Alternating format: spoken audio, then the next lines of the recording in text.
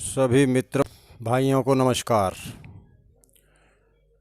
मित्रों, हमारी आज की वीडियो का विषय होगा जप तप व ध्यान साधना किसे कहते हैं।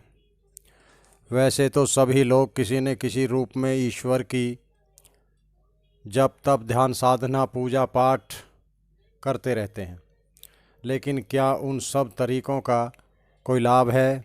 क्या उन सब तरीक़ों को उचित रूप से देखा जा सकता है? अगर आपने इस वीडियो को पूरा देख लिया तो आपको पूरी सच्चाई मालूम हो जाएगी। लेकिन सच्चाई को जानने के लिए हमको थोड़ा पहले सनातन धर्म के धर्म ग्रंथों को जानना होगा, क्योंकि सनातन धर्म में दो प्रकार के धर्म ग्रंथ हैं। एक वो जिनको श्रुति कहा जाता है और दूसरे वो जिनको स्मृति कहा जाता है। श्रुति वो धर्म ग्रंथ हैं जिनमें महान पवित्र आत्माओं ने समाधिस्थ ब्रह्मलीन होकर ईश्वरीय वाणी को सुनकर लिपिबद्ध किया, जैसे वेद शास्त्र उपनिषद आदि, जिनको आर्ष धर्म ग्रंथ या वैदिक धर्म ग्रंथ भी कहा जाता है। दूसरे स्मृति धर्म ग्रंथ हैं जिनको स्मृति के आधार पर अपने अनुभवी विचारों के साथ लिपिबद्ध किया गया है, जैसे रामायण महाभारत पुराण स्मृति आदि। लेकिन स्मृति धर्म ग्रंथों की कोई प्रमाणिकता नहीं है, जबकि वैदिक धर्म ग्रंथ प्रमाणिक हैं। तीसरा एक और धर्म ग्रंथ है जो दुनिया के सभी धर्मों की कई हजार पुस्तकों का अध्ययन करने के बाद सच्चाई के सार को उसमें समाहित किया गया है, जिसका नाम है सत्यार्थ प्रकाश, जो महर्षि दयानंद सरस्वती जी के द्वारा रचित है, जिसमें मनुष्य के मन की सभी भ्रांतियों का निवारण किया गया है। इन सब बातों का वर्णन हमने इसलिए किया है कि जो जप तप ध्यान साधना वैदिक आर्ष ग्रंथों के आदेश अनुसार की जाएंगी वह उचित होंगी और फलीभूत भी होंगी। अब हम बात करेंगे कि जप किसे कहते हैं।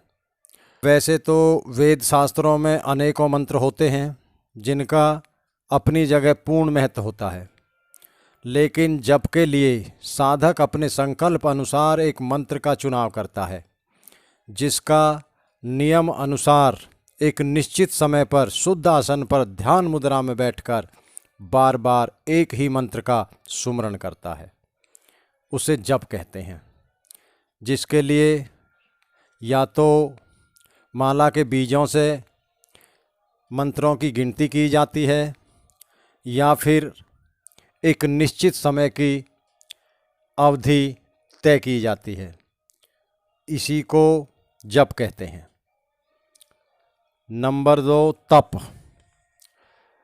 मित्रों, यह जानना बहुत आवश्यक है कि सच्चाई में तप क्या होता है, तप कहते किसको हैं। वैसे तो प्रत्येक आत्मा का शरीर धारण करना ही तप है, क्योंकि किसी न किसी रूप से प्रत्येक जीवधारी को कष्ट का सामना करना पड़ता है, जो उसके लिए एक प्रकार से तप ही है। लेकिन इस कष्टपूर्ण जीवन से बचने के लिए एक आध्यात्मिक विद्वान मनुष्य वेद आदेशों का पालन करते हुए अपने पूरे जीवन को तपस्वी रूप से जीता है, क्योंकि आत्मा की प्रबलता व आत्मा के स्तर को ऊंचा उठाने का यही एक उपाय है, और बिना आत्मा को ऊंचा उठाए इससे छुटकारा नहीं मिलता। उसकी योग्यता को बढ़ाना होता है, पुरुषार्थ करना होता है, अपने प्रत्येक कार्य को पूर्ण ईमानदारी के साथ करना, हिंसा न करना तप कहलाता है।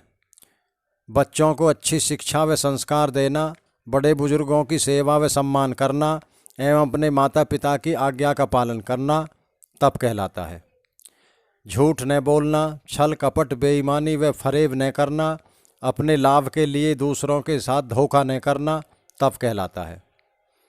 अपने सुख के लिए दूसरों को दुख न पहुंचाना, अपने फायदे के लिए किसी को हानि न पहुंचाना, दूसरों के साथ द्वेष, ईर्ष्या व झगड़े के भाव न रखना तप कहलाता है। राष्ट्र निर्माण के लिए कष्ट सहन करना, जनसेवा के कार्य करना व धर्म के कार्यों में सहयोग कर भागीदार रहना तप कहलाता है। वेदवाणी के ज्ञान को जन जन तक पहुंचाना, सत्य ज्ञान से लोगों का मार्गदर्शन करना, अपने राष्ट्र व धर्म की रक्षा करना तप कहलाता है। अपने मानव धर्म के दायित्वों का निर्द्वेष प्रेम पूर्वक निर्वहन करना तप कहलाता है।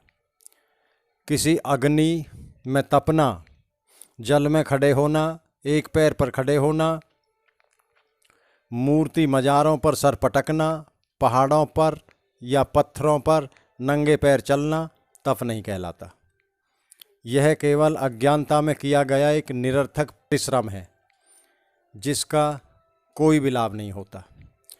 तप का दूसरा रूप निश्चल आसन पर बैठकर भौतिकवाद से ऊपर उठ अध्यात्म में प्रवेश करना है, जिसमें साधक परमात्मा को अपनी आत्मा में महसूस करता है। यही तप है। नंबर 3, ध्यान।